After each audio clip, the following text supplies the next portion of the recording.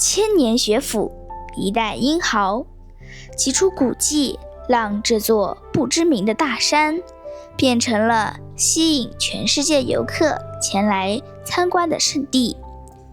从古至今，这里不仅有思想家、文学家、教育家等在这里开堂讲学，像朱熹、张氏、王阳明，更有为国为民的左宗棠、陈胜方等在此育泽后人，更是唐朝开国将领李靖之妻红拂女的长眠之地。山前的入江水更是打破了自然规律，从东往西，让这个地方变得人杰地灵。Hello， 大家好，我是安澜，祝大家朝朝如愿，岁岁安澜。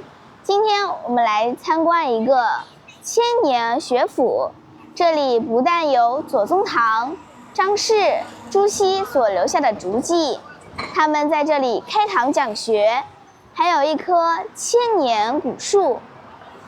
它在哪儿呢？它就在湖南省醴陵市，叫陆江书院。现在我们就一起进去实地感受一下这座千年学府的文化魅力与历史底蕴吧。好，嗨，大家好，今天我们来参观这座千年学府陆江书院。这座书院在100-200年前，著名的爱国将领左宗棠曾在这里做山长，也就是我们现在的称呼校长。这里是他励精图治，改变他人生的一座学堂。门口有一刻是求经师更求人师的一句座右铭。右手边呢是一些关于整个醴陵人物的思想和介绍。好吧，我们先进去看看这座千年学府如今的现状如何。我们现在沿着这个石台阶走进去看一看。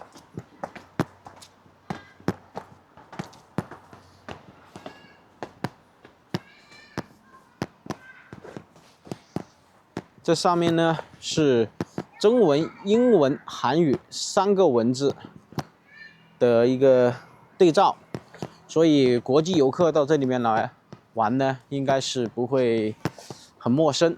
现在真的是春暖花开呀！哎，这上面的花是什么花？我们看看，走进去瞧一瞧。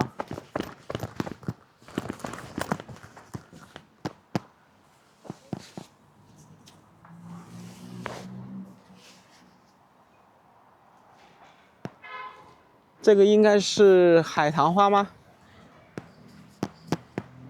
像海棠花吗？这个是玉兰花。啊，玉兰花。对。啊，这是另外一种颜色的玉兰花。这是粉色的。啊，还有一种白色的。是的，白色的我们在那个大山里面见的比较多。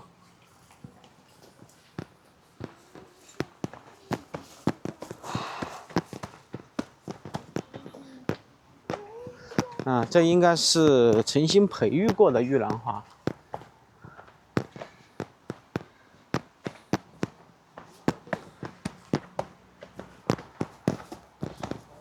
上面这里有口古井。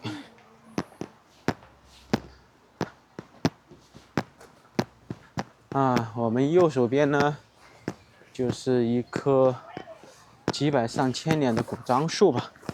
我们走进去看一看。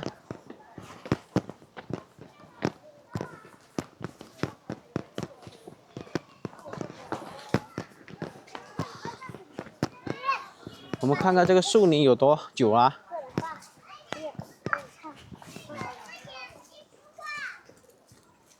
？320年。320年了。瞧瞧。啊，对了，320年樟树，好吧，我们走到书院里面去看看吧。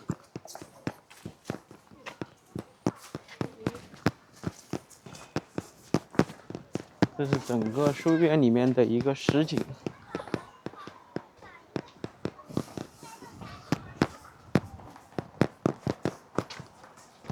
我们沿着石台阶走上去吧。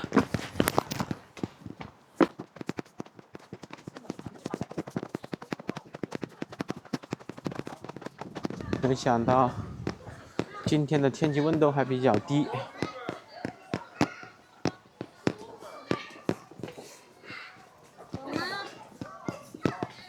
今天来玩的人就这边过去吧。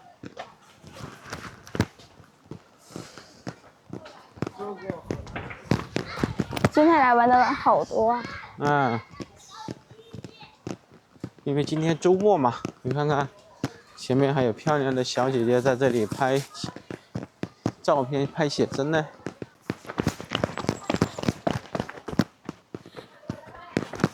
那边玩了，玩就把那个2个倒在一块去，拿。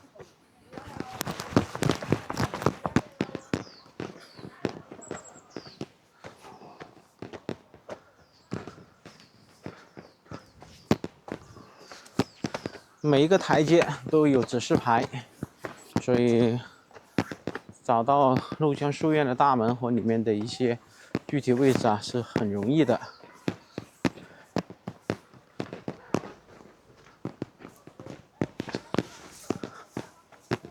啊，前面这棵樟树就有一些来历了，待会我们走进去看看这个樟树有什么与众不同的地方。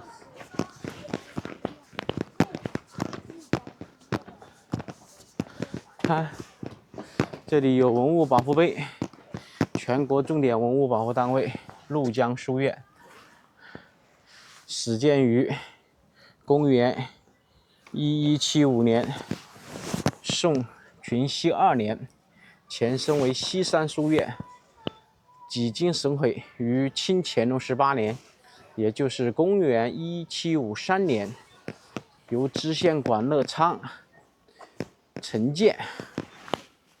这是鹭江书院上面的一个大致介绍。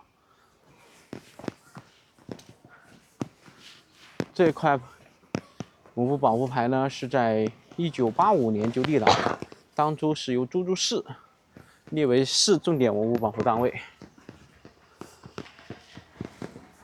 这棵樟树叫阳明樟，阳明是谁呀？王阳明，非常有名的一位明代的，如果我没有记错的话，应该是明代的一位思想家、教育家王阳明。好吧，我们先去鹭江书院里面去走一下看看。这就是鹭江书院的大门正门口。走到这里面来啊，参观是免费的，停车也是很方便，不用停车费。这是整个前屏，每天到过这里来参观的游客还是蛮多的。啊，这里看上去还要登记吗？还是说可以直接走进去？上面是鹭江书院几个大字。啊，我们走进去看一下。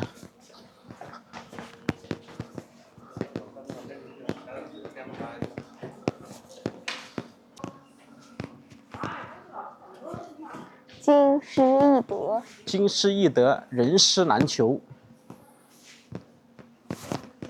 这是左边4个大字，然后右边4个大字，所以对这座千年学法是最好的写照。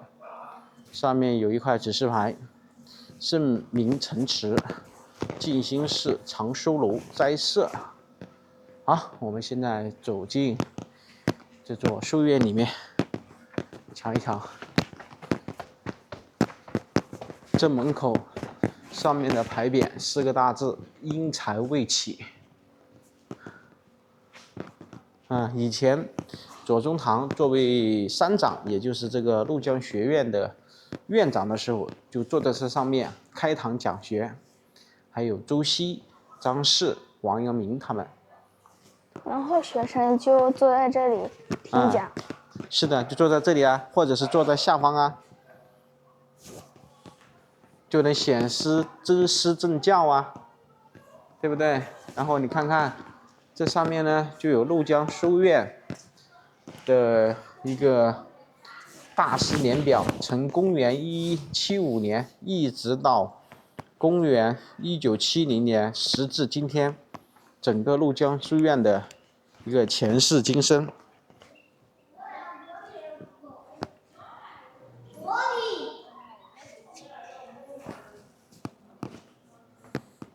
这上面是清光绪3年，公元1877年，怒江书院规条。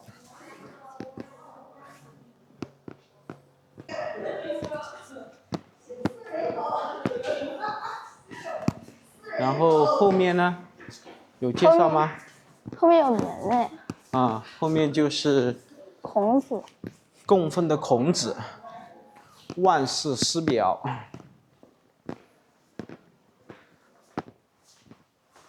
这里呢就是三长室，为书院三长起居室，建于清道光9年，公元1829年。怒江书院创办150年间，共有三长50余人，有陈梦圆、周希伯、左宗棠历任院长，也就是以前的三长。这是三长室，以前左宗棠生活居住的地方。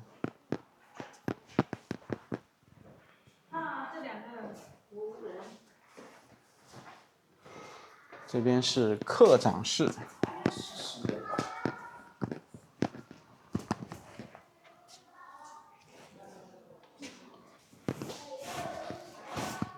好，我们走到右边去看看先。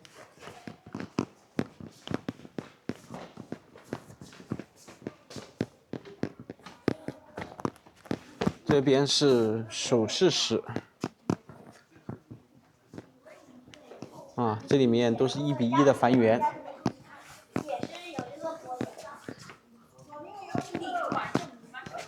斋长室。这是斋长室。这是高火总理室是什么？高火总理室，是不是负责生活起居这一块的？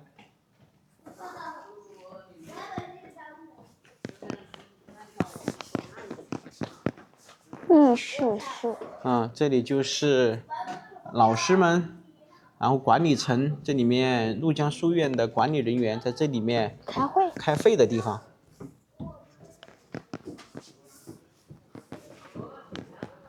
对面是谁呀？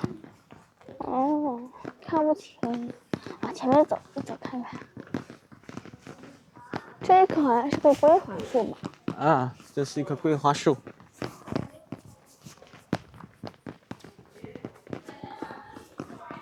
这里应该是朱熹张氏。我看看对了，爸爸说的没错，朱熹2次过李宁，都在这里留宿讲学。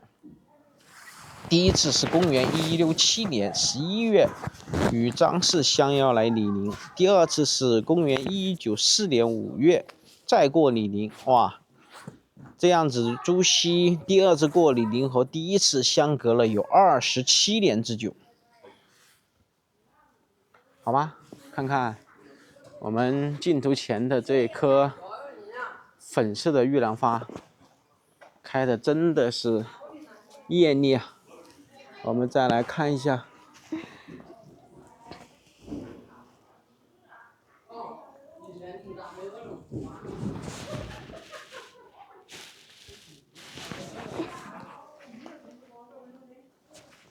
好，我们先再次走到上面去参观一下。安兰，走了。今天周末，很多大人呢带小孩子过来参观这座千年学府。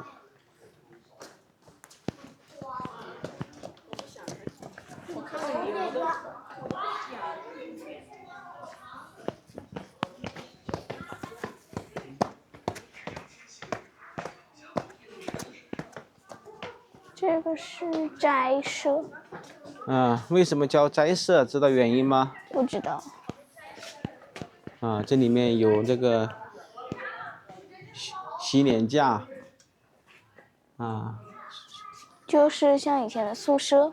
对啊，其实就是以前学生在里面住宿的地方呀。以前很多到这里来读书的人，他们要跋山涉水呀，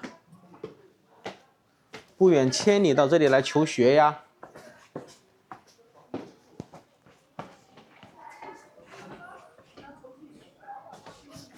这里都是藏书楼，这里是一个图书馆，也就是我们现在的图书馆。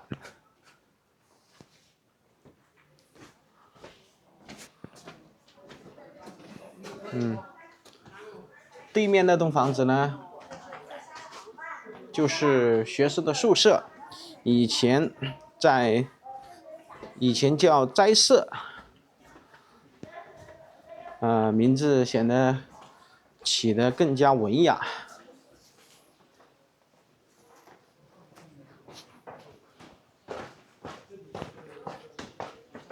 好，我们去另外的地方去看一下，走吧。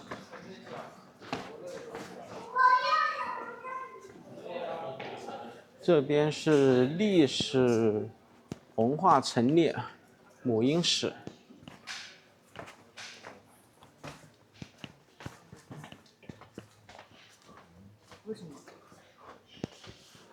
去简单看一下。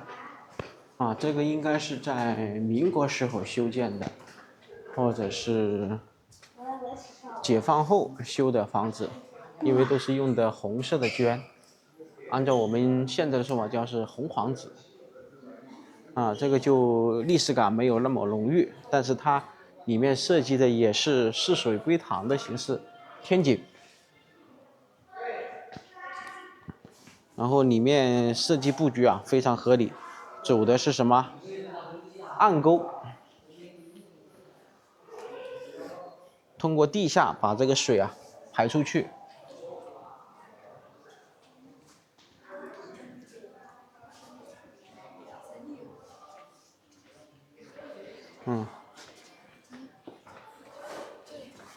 这边就是非常有特色的李陵五下釉彩的代表作品。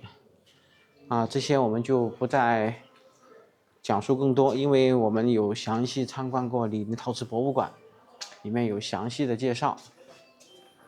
这都是一些陈列室、展览室。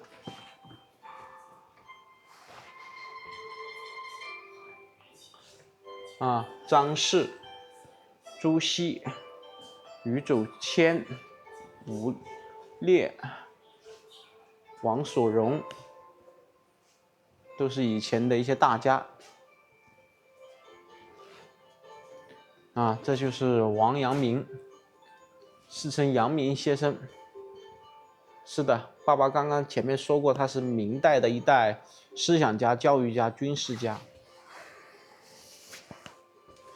而且他是在明正德2年，公元1507年，在赴任投征，首次经过李陵，在这里面待过，居住过。好吧，我们去旁边一座宋代的建筑，还有一些历史名人去看一下吧。我们从这边走过去吧。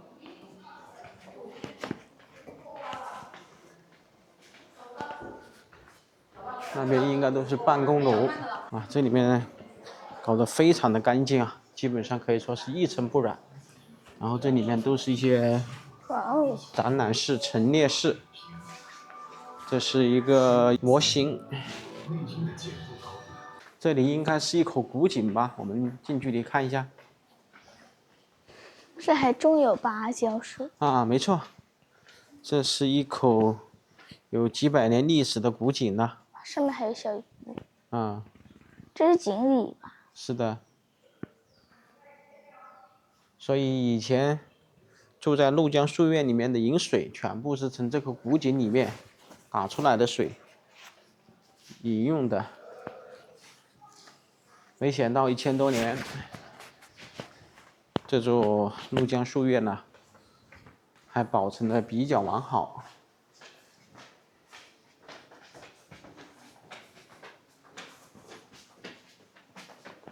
啊，旁边有休息的凳子，跟游客在这里驻足歇脚。这是我们刚刚走过的，好吧，我们去圣成明祠去看一下。那里有唐朝将领李靖之妻红佛女的。好，我们现在来近距离看看这棵阳明樟，据说是王阳明亲手种植的一棵樟树。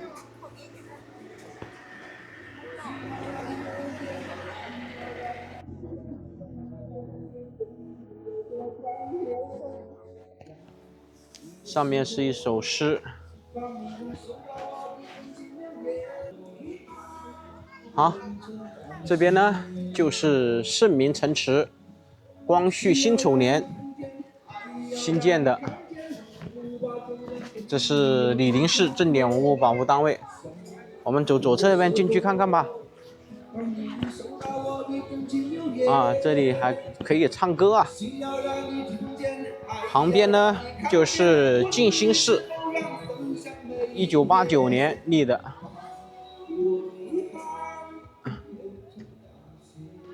好，走左边进去看看。哇，阴行侠女。红拂女的故事大家可能没有听说过，但是对于李靖应该大家或许有所耳闻，是纪念唐初开国将领李靖妻子红拂女而建，这是始建于唐代。当然这座静心寺是陈建的，上面有真英文的介绍。右边呢就是属于画上去的画吗？它这是刻上去的。刻上去的。是的。哇，镂空对吧？我还以为是用手画上去的呢。这样子就显得更加生动逼真，对不对？是的。好，我们去看看旁边圣成明祠里面都是有哪些历史名人吧。这个门是关起来，但是从这边可以看得到。圣明城池上面是清光绪27年，公元1901年，醴陵教育陈寿仁昌建，原李明3公祠，后改名为圣明城池。这是既是圣代名臣皮荣荣、杨大义等人。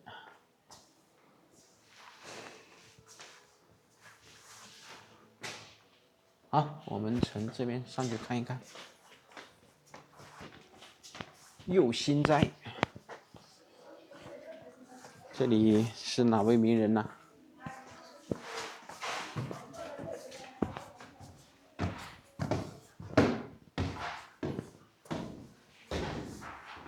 哇哦！中间一首诗，大家。这个不就是我5年级学过的这首诗吗？对了。西塞山前白鹭飞，桃花流水鳜鱼肥。青箬笠，绿蓑衣，斜风细雨不须归。这边呢，应该也是属于斋室了。都是远道而来求学的一些学子们居住的地方。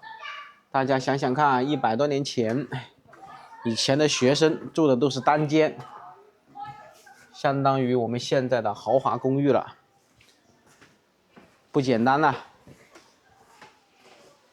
以前到这里面来求学的人，也算是非常响当当的一些人物，在这里面学一些巾帼致用的文化才能，来报效国家。好，里面的格局基本上都是一样。按照我们现代读书的标准，要是一个人住这么一个豪华单间，费用可不低呀。但是在100多年前，如果有一些非常厉害的学生啊，甚至可能啊都不需要他们的学费。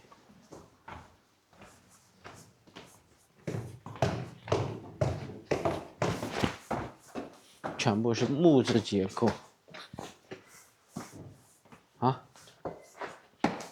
左手边呢都是一些碑文，全部是一些功德碑，对这座寺庙，然后对整个怒江书院的一个捐赠。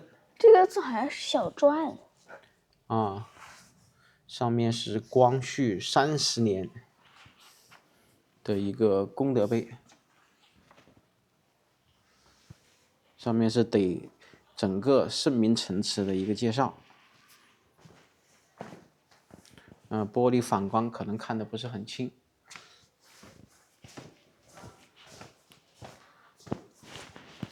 中间就是圣朝的3大名家吧。以前这里是南宋古地头，在1000多年前，南宋的整个疆域，还有西夏、金朝、大理、辽、蒙古，所以南宋的疆土啊，真的是小的不能再小。哪怕是圣朝的开国皇帝赵匡胤建立的北宋，它的疆域啊，其实在整个中华文明历史以来啊，它的疆域都不是很大。开疆扩土最多的就是明、唐、汉、清、元。看看这里的天井设计也是非常有讲究，采光性也是非常不错，然后里面的排水系统也走的是暗沟，所以哪怕是下雨，基本上这里也不会渗水。所以古人的智慧啊，不能小觑。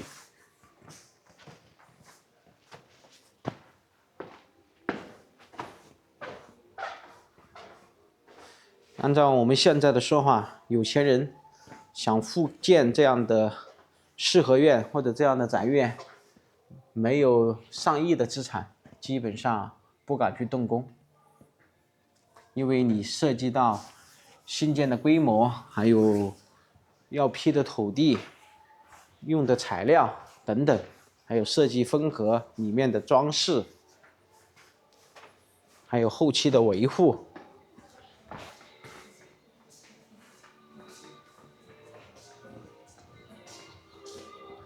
现在我们就去山上去看看红佛女墓，还有当地的一位大善人的一个墓地，对整个李陵的发展啊、历史啊，都是有一些贡献的。好，我们现在沿着这个步行阶梯走到山上去，上面就有红拂女，还有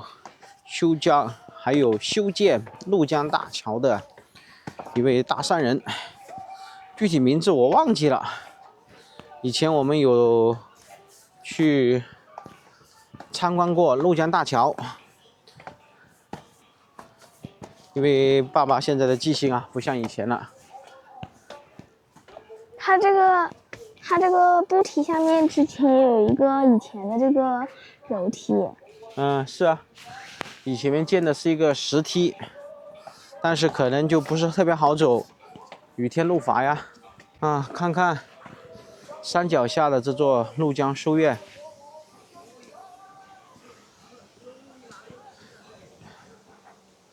风景还是不错的。上面写的是红佛墓、梅花园、望江楼，好吧。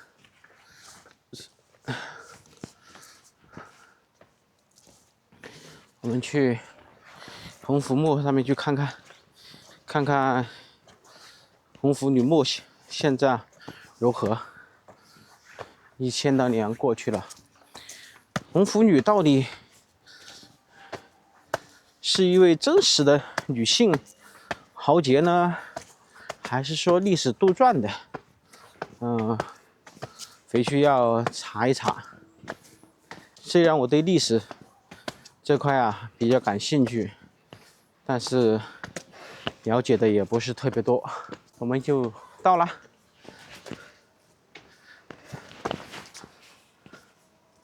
啊，这是陈胜方墓啊。对了，怒江大桥就是这位大善人陈胜方主导兴建的，历经100多年历史。要不是没有他，我们山脚下的那个怒江大桥就不会屹立于此。包括这个怒江书院的修缮，都跟他息息相关。好，我们先去看看这位大善人的墓，上面有写陈胜方墓，2008年株洲市市级文物保护单位。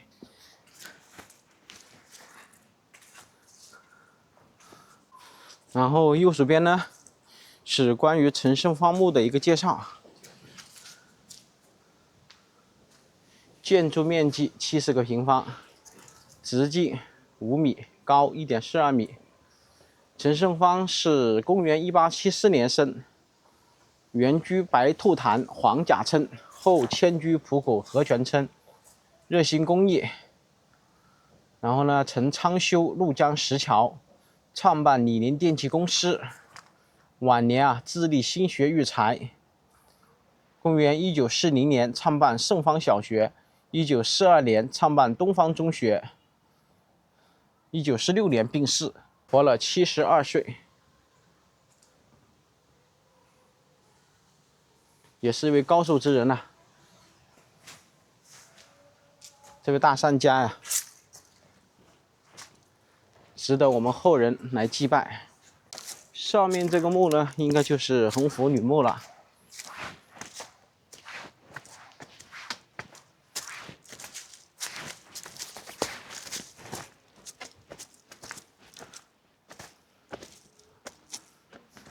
这里有一块文物保护碑啊，1984年这块碑，株洲市市级文物保护单位红福墓。这里是红福墓的一个介绍。始建于唐，民国13年，公元1924年重修。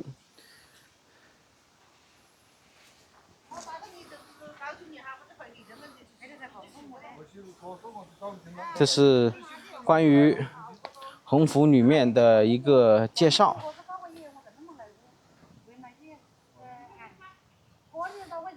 相传红佛原名姓张，名初成，也就是叫张初成，为隋相杨素的侍妓，慧眼识雍行，与李靖结为夫妻。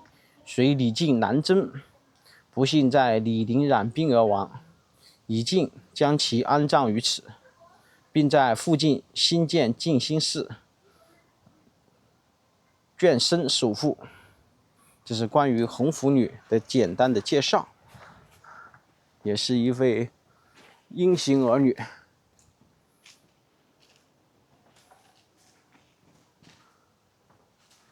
非常有气势。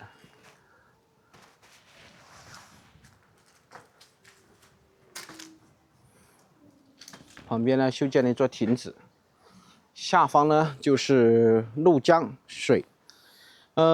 怒江水，大家可能觉得不以为然。正常，在中国所有的水源最终它都要流入大海，但是我镜头山下的这条怒江，它的水源是呈东往西流。正常所有的水都是呈西往东流，但是这条怒江打破了历史规律，它是呈东往西流的一条水系，与众不同。后面是横幅墓的一些碑文介绍，我们就不近距离看了，因为上面比较模糊了。好吧，现在我们就下山去吧。整个怒江书院它的文化啊、历史底蕴呐，还有文化气息啊，以及整个这座怒江书院它所处的位置啊、风景啊各方面也是非常不错的，适合一些登山爱好者啊。我们花了接近2个小时，参观完了整座怒江书院，感受到了这里深厚的文化底蕴。同时呢，这里的风景也是非常不错。好啦，今天的视频我们就给大家分享到这里啦，感谢大家的收看，我们下期视频再见，拜拜。